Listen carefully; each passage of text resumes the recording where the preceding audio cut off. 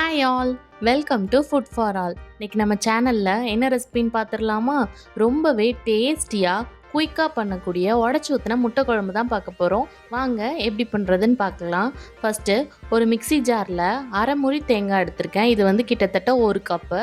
அது கூடவே நான் இன்றைக்கி ஒரு 4-5 சின்ன வெங்காயம் ஆட் பண்ணியிருக்கேன். கூடவே ஒரு டேபிள் ஸ்பூன் சோம்பு ஆட் பண்ணிவிட்டு அதை மிக்சியில் நல்ல ஃபைன் பேஸ்ட்டாக அரைச்சி எடுத்துகிட்டு வந்துடலாம்.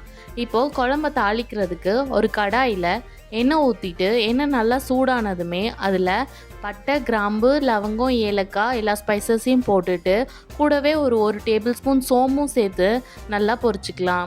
இப்போது நம்ம 2 தக்காளி வெட்டி வச்சுருக்கோம், அதையும் ஆட் பண்ணி நல்லா வதக்கிக்கலாம். தக்காளி வதங்கின வாட்டி அதில் ஒரு 1/4 ஸ்பூன் மஞ்சத்தூள், அரை ஸ்பூன் இஞ்சி பூண்டு விழுது ஆட் பண்ணிக்கலாம். இஞ்சி பூண்டு விழுதோட பச்சை வாசனை போனதுக்கப்புறமா அதில் நம்ம எல்லா மசாலாவையும் ஆட் பண்ணிக்கலாம்.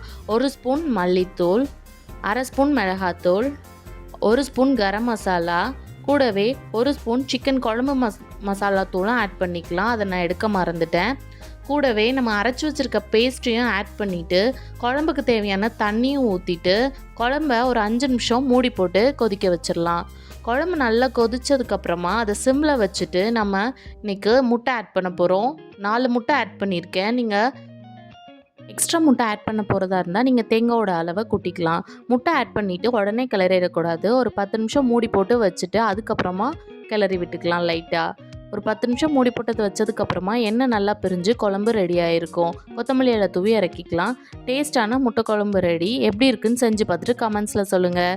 நெக்ஸ்ட் வீடியோவில் பார்க்கலாம். தேங்க்யூ.